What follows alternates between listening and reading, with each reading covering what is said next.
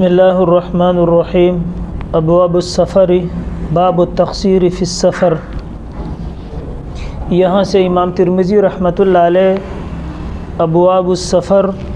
یعنی سفر کے اندر نماز پڑھنے کا جو طریقہ ہے اس کو بیان فرما رہے ہیں۔ روایات کے اندر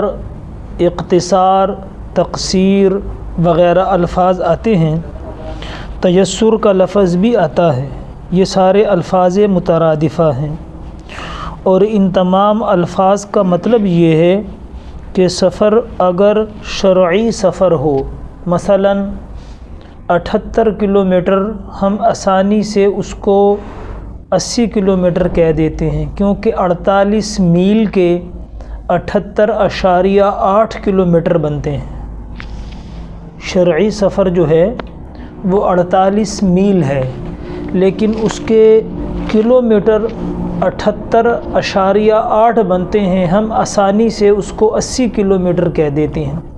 یعنی اگر آپ نے اتنے سفر پہ جانا ہے جو 80 کلومیٹر ہے یا اس سے زیادہ کی پھر کوئی حد نہیں ہے، وہ چاہے ہزاروں ہو، لیکن کم از کم 80 کلومیٹر کا سفر آپ نے طے کرنا ہے، تو جیسے آپ اپنے شہر سے نکلو گے، یعنی اپنی شہر کی آبادی سے نکلو گے، آپ مسافر ہو جاؤ گے، اور پھر جب واپس اپنی شہر کی آبادی میں اندر آ جاؤ گے تو پھر پوری نماز پڑھنی پڑے گی۔ اب سفر میں 4 رکعتیں جو ہے ظہر، عصر اور عشاء، ان کو 2 پڑھنا،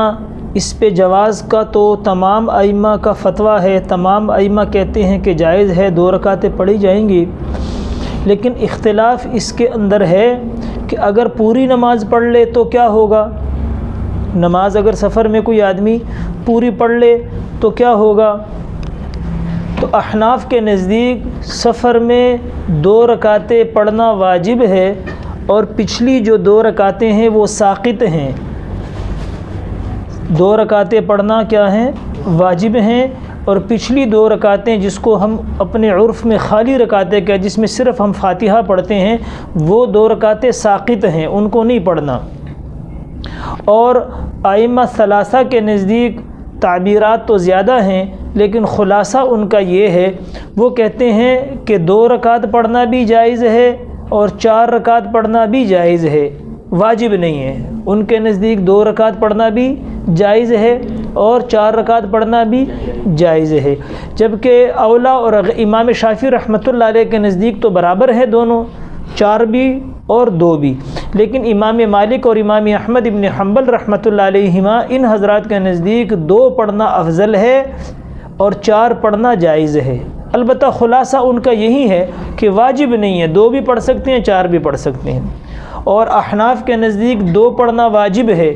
4 پڑھیں گے تو گویا کہ نماز احناف کے نزدیک نہیں ہوگی۔ ہاں، مسئلہ یہ ہے احناف کے نزدیک، اگر آدمی سفر میں ہو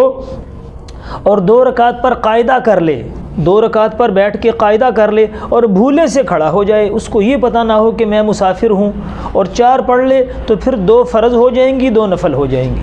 لیکن اگر وہ قاعدہ اولا پہ نہیں بیٹھا تھا اور 4 بغیر درمیانی قاعدہ کے 4 پڑھ لی، تو یہ نفل میں جائیں گی، اثرینو 2 پڑھنی پڑیں گی، کیونکہ سفر میں 2 رکعت پہ بیٹھنا احناف کے نزدیک فرض ہے، اور فرض کیا ہو گیا؟ رہ گیا۔ بات سمجھ میں آئی؟ اب ائمہ ثلاثہ کے پاس ایک تو قرآن مجید فرقان حمید کی جو آیت ہے، تو سورۃ نساء کی آیت نمبر 101 سے ائمہ ثلاثہ نے استدلال کیا ہے۔ آیت یہ ہے، اذا ضربتم فی الارض فلیس علیکم جناح ان تقصروا من الصلاۃ۔ وہ کہتے ہیں کہ اللہ نے یہاں پر فرمایا کہ تمہارے اوپر گناہ نہیں ہے، اور وہ کہتے ہیں کہ اس کی تعبیر اباحت سے کی جاتی ہے، یعنی کہ اگر تم پوری پڑھ لو گے تو اب یہاں پر آدھی پڑھنے میں گناہ نہیں ہے، اور پوری پڑھنے میں کیا مطلب ہے؟ یعنی اس کی عبارت جب اباحت سے اس کی تعبیر کی جائے گی تو مطلب کہ پوری پڑھنا بھی جائز ہے، آدھی پڑھنے میں گناہ نہیں ہے اور پوری پڑھنا بھی جائز ہے۔ وہ کہتے ہیں اباحت اس کی تعبیر آتی ہے کہ اللہ جو کہتے کہ تمہارے اوپر گناہ ہی نہیں ہے، یہ کہ تم نماز جو رباعی نمازیں ہیں ظہر، عصر اور عشاء، اس کو 2 کر کے پڑھ لو، تو لہٰذا وہ کہتے ہیں جب 2 پڑھنے میں گناہ نہیں ہے تو اس کا جو 4 ہے، پوری جو نماز ہے 4 رکعت، اس کے پڑھنا بھی جائز ہے۔ ایک تو یہ استدلال کرتے ہیں، اس کا جواب انشاءاللہ العزیز ہم بخاری کی حدیث سے دیں گے۔ دوسرا استدلال ائمہ ثلاثہ نے وہ حضرت عائشہ رضی اللہ تعالیٰ عنہ اور حضرت عثمان غنی رضی اللہ تعالیٰ عنہ، ان دونوں کا فعل پیش کیا ہے کہ اماں عائشہ رضی اللہ تعالیٰ عنہ جہاں پر بھی جاتی تھیں تو پوری نماز پڑھتی تھیں، اور حضرت عثمان غنی رضی اللہ عنہ نے اپنے خلافت کے پہلے 6 یا 8 سالوں میں تو جب حج کروانے جاتے تھے تو مینا، عرفات و مزدلفہ وغیرہ میں 2 رکعت پڑھاتے تھے، لیکن اپنی خلافت کے 6 اور 8 سال کے بعد انہوں نے مینا اور ان جگہوں میں وہ پوری نماز پڑھتے تھے۔ تو لہٰذا ائمہ ثلاثہ نے ان 3 چیزیں، یعنی ان کے پاس 3 استدلالات ہیں، ایک سورۃ نساء کی آیت نمبر 101، ایک حضرت اماں عائشہ رضی اللہ تعالیٰ کا عمل کہ وہ پوری نماز پڑھتی تھیں، اور ایک حضرت عثمان غنی رضی اللہ تعالیٰ عنہ کا فعل کہ اپنے خلافت کے آخری جو ان کے 3-4 سال تھے اس میں وہ پوری نماز پڑھتے تھے۔ احناف کہتے ہیں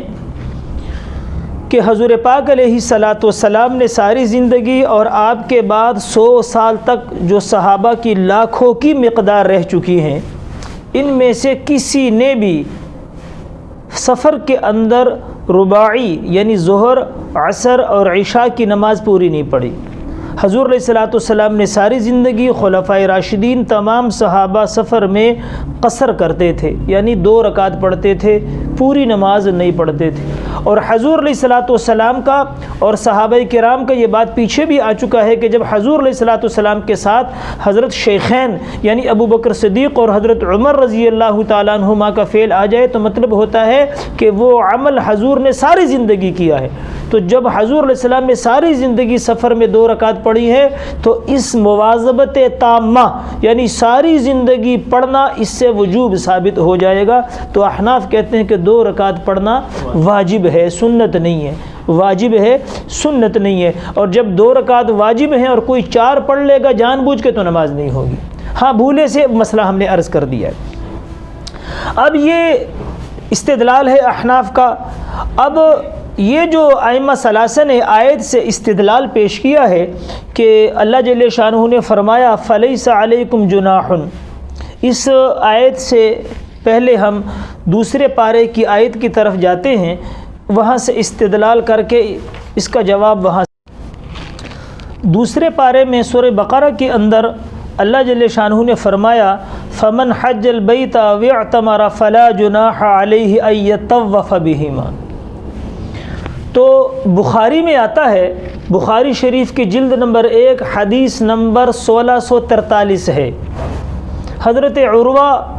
رحمہم اللہ تبارک و تعالی یہ فقہائے 7 میں ہیں، مدینہ کے جو 7 فقہا تھے ان میں ان کا شمار ہوتا ہے، اور یہ اماں عائشہ رضی اللہ تعالیٰ عنہ کے بھانجے ہیں۔ وہ کہتے ہیں، بخاری کی حدیث ہے کہ میں نے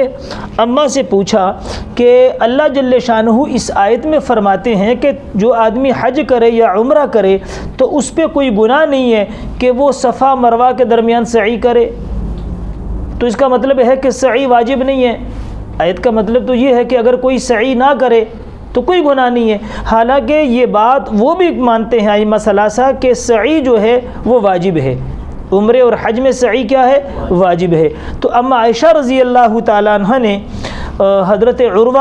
رحمہم اللہ تبارک و تعالی سے کہا کہ بئس ما قلت یا ابن اخی، اے میرے بھانجے جو تو سمجھا ہے تو اچھا نہیں سمجھا۔ یہاں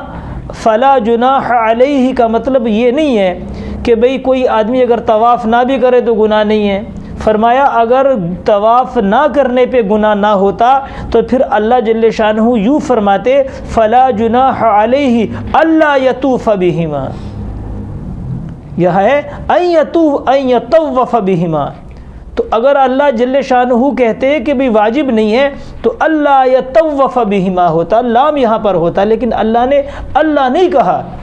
بات سمجھ میں آئی؟ اب اس کی وجہ پھر پوچھی حضرت عروہ رحمۃ اللہ علیہ نے کہ اماں پھر اس کی وجہ کیا بنی؟ تو وجہ سنی۔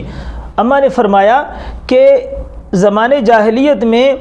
قریش جہاں پر بیت اللہ میں بت رکھے ہوئے تھے تو 2 بت انہوں نے رکھے ہوئے تھے، ایک صفا پہ ایک مروہ پہ،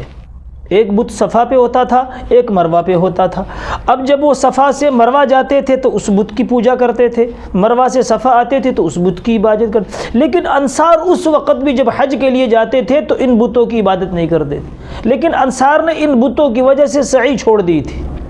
انصار نے ان بتوں کی وجہ سے سعی چھوڑ دی تھی۔ جب اسلام آیا بت وہاں سے ہٹائے گئے تو انصار جب حج عمرے کے لیے گئے یا حج کے لیے تو انصار کے دل پہ یہ بات گراں گزری کہ ہم پھر وہاں کریں گے، وہاں پر تو بت رکھے ہوئے تھے اور ان بتوں کا تصور ہمارے اندر آئے گا۔ جب یہ بات ان کے ذہن کے اوپر یہ بوجھ آیا، اللہ جل شانہ نے اس بوجھ کو اتارنے کے لیے یہ آیت اتار دی کہ فلا جناح علیہ ان یطوف بہما، بھئی وہ بت وہاں رکھے ہوئے تھے، عارضی طور پہ ختم ہو گئے، اب تم اگر سعی کرتے ہو اور تمہارے دل میں وہ خیال آتا ہے کہ یہاں بت پڑے ہوئے تھے، اس پہ تمہیں کوئی گناہ نہیں۔ یعنی انصار کے ذہنوں سے بوجھ اتارنے کے لیے اللہ جل شانہ نے یہ آیت اتاری۔ اسی طرح اب آ جائے سورۃ نساء کی آیت نمبر 101 پر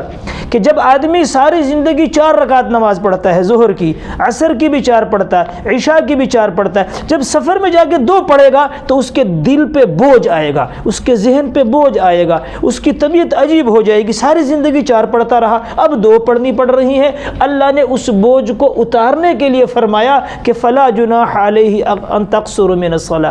کہ بھئی تمہارے اس ذہن سے بوجھ کو ختم کر دو، 4 پڑھتے تھے حضر میں اللہ کا حکم تھا، اب 2 پڑھتے ہو یہ بھی اللہ کا حکم ہے، ذہنوں سے بوجھ کو اتارا گیا ہے۔ نمبر 2، اما عائشہ رضی اللہ تعالیٰ عنہ، کسی صحابی نے بھی سفر کے اندر 4 رکعت پوری نہیں پڑھی، اور جنہوں نے پڑھی ہیں بغیر تعویل کے نہیں پڑھی۔ اما عائشہ رضی اللہ تعالیٰ عنہ پڑھتی تھی، وہ اپنے قول کی تعویل کرتی تھیں۔ تعویل یہ تھی کہ اما ساری امت کی ماں ہیں، وہ فرماتی تھی کہ میں جہاں بھی جاؤں میرے بیٹوں کے گھر ہے، تو ماں اپنے بیٹوں کے گھر میں مسافر نہیں ہوتی، وہ یہ تعویل کرتی تھی۔ اور حضرت عثمان غنی رضی اللہ تعالیٰ عنہ نے جب اپنی خلافت کے آخری سالوں میں 4 رکعت پڑھی تو صحابہ نے اعتراض کیا۔ اب صحابہ کا اعتراض کرنا، صحابہ کرام کا پوچھ لینا، یہ اس بات کی علامت ہے کہ حضور علیہ السلام اور آپ سے پہلے جو 2 بزرگ گزرے ہیں وہ تو سفر میں 2 پڑھتے تھے، آپ کیوں 4 پڑھتے ہیں؟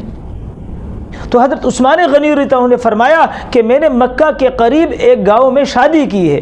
اور میں جب حج کے لیے آتا ہوں تو اس سے 1 مہینہ پہلے اپنے گھر میں آتا ہوں۔ کس میں آتا ہوں؟ اپنے گھر میں آتا ہوں، وہاں سے پھر میں حج کے لیے آ جاتا ہوں، تو لہٰذا میں مسافر نہیں ہوتا۔ تو یہ 2 حضرات اپنے فعل کی یعنی اپنے یہ پوری نماز پڑھنے کی تعویل کرتے تھے، بغیر تعویل کے نہیں پڑھتے تھے۔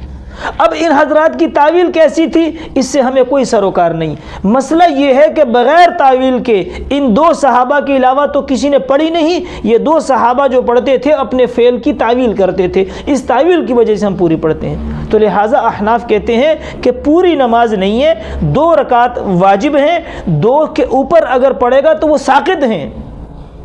اور دوسری بات یہ رہی کہ آیت کے حوالے سے کہ آیت میں تو ان خفتم ان یفتنکم الذین، آتا ہے کہ کفار تمہیں پریشان کریں گے، فتنے میں ڈالیں گے، تو اس کا آج کل بھی لوگ یہ کہتے ہیں کہ بھئی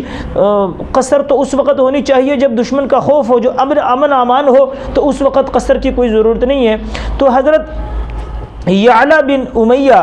رضی اللہ تعالیٰ عنہ نے حضرت عمر رضی اللہ تعالیٰ عنہ سے سوال کیا کہ حضرت آیت میں تو اللہ نے خوف کی قید لگائی ہے کہ اگر دشمن کا خوف ہو تو قصر کرو،